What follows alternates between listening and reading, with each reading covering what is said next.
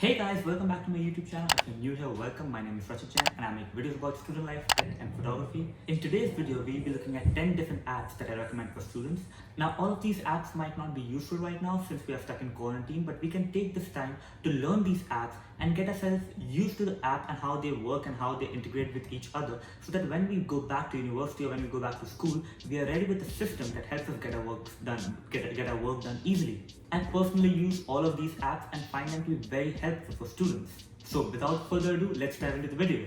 Number one on the list is Google Calendar. Now, I personally love Google Calendar and find it to be better than any other calendar apps on the market. The seamless integration between iOS and Android is very well planned out. It syncs up with your Gmail account, so whenever you have some meetings planned up, it will automatically set it up in your calendar, so that you don't have to manually go and set it up. Same goes for flights or any vacation you have planned out. All the details will be automatically set up into your calendar.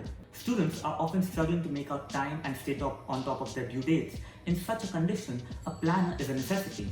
Now, some people prefer a physical planner, and that's completely okay. I personally prefer a digital one because it helps me to edit the things and check my meetings or my schedule on the go. You can create sub-calendars in your Google Calendar. So let's say you have a calendar for classes or the courses you're taking in university, and you have a calendar for meetings, you have a calendar for personal work, or you have a calendar for anything that you want to categorize in your life. You can actually build sub-calendars inside Google Calendar that will help you organize your life in a better way. Giving structure to your life is very important, especially for students who are trying to balance multiple things on the go. Such conditions, if you have a planner that can sort out all the various sectors of your life and organize them neatly, it's very handy. Number two on the list is the app called TODOIST.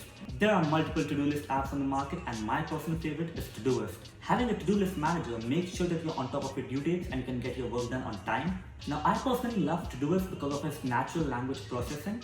So you can enter a task in TODOIST without actually entering all the physical things. You can just type in, let's say, I have a meeting with Jack at 6 AM on Friday, and it will automatically set up those timings and those dates without you having to manually go into the time slot and check in the date or whatever you have to do.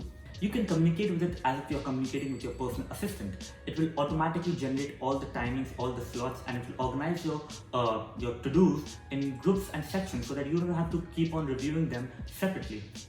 This also reduces the friction between you getting your tasks into your task manager. In Todoist, you can organize your tasks based on different projects, and these tasks are synced up to your Google Calendar, so that whenever you look at your calendar, you can also look at the to-dos that you have for that particular day. This app is not just useful for school, it can also be used for your personal life, tracking your bills, paying, buying groceries, and other kinds of stuff. It is highly customizable and it is easy to use. Number three on the list is an app called Notion. Now, Notion is more of a project manager instead of just a note-taking app, and it is a pretty good project manager. There are various ways you can customize your projects in Notion, creating databases, and you can link different pages to those databases, which helps you to keep track of your projects in a much efficient way. One thing that I love about Notion is its toggle feature. This feature is such a simple one, yet I feel that most note-taking apps these days lack this feature. It basically gives you a toggle, and you can hide content within that toggle, so that you don't have to clog up your notes or your projects with all kinds of information. You can create different toggles, and you can put more information inside those toggles, and you can hide them as you want. This feature is especially useful for students because when we are learning something from a book or we are taking notes digitally, and we want to hide something so that we can look back and then test ourselves whether we actually know it, aka active recall, then we are actually learning it in a much efficient way, and we can retain it for a longer period of time.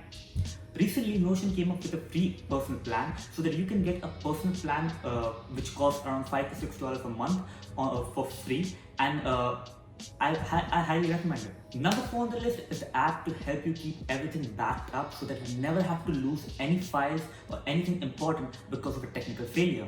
I have had countless incidents in the past where I have forgotten to save something on my computer or lost a file, and then I had to work again to build up that file, and it cost me a lot of time and energy. Google Drive is one of the best cloud storage options out there. The pricing for Google Drive, in case you choose to expand your storage limit, is personally what I feel is one of the best pricing options on the market when you compare it to other cloud storage options such as iCloud or Dropbox or let's say OneDrive. Google Drive also links up with your Gmail account, so that's pretty easy to sync all your files and all your things that you want to store on Google Drive with your Gmail account.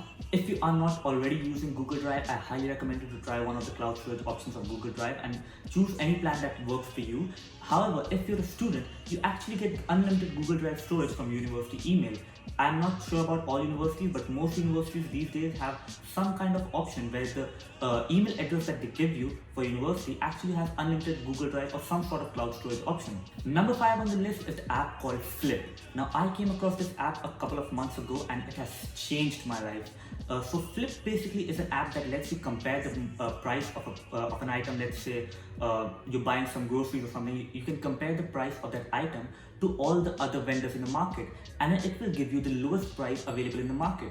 So if you're going to places such as Walmart or other places that do price match, you can actually check, you can show these prices at checkout and get the lowest prices for your option. This is pretty helpful when you're buying groceries or other food related items, so that you are assured that you're getting the price that is the lowest on the market for the thing that you're getting from, let's say, a place that does not sell it for that lower price. Moving on, we have the note-taking app you need for all your notes being completely organized. Now, I personally use a bunch of note-taking apps, and if I were to suggest just one app that could have all kind of features, it would be OneNote.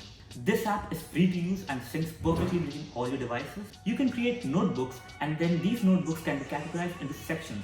The sections can be further categorized into different pages, so it's a very good system for organizing all your notes. This app also supports Apple Pencil, and in case you are a person who takes notes digitally on your iPad with Apple Pencil, this app is also good for that. It is one of the only apps that has the best in-between feature of being able to write with pencil and having like typed notes. You can annotate PDFs and other kinds of files on this app easily. The data and the notes are backed up with OneDrive, so you can be assured that every time you're taking a new note or something, it is always backed up to some sort of cloud storage, so that you don't have to lose your notes ever again. I highly recommend this app for all students, as it gives you a balance between taking notes by typing and taking notes by hand. Moving on, number 7 on the list is an app called Focus Keeper. Now, Focus Keeper is a Pomodoro timer.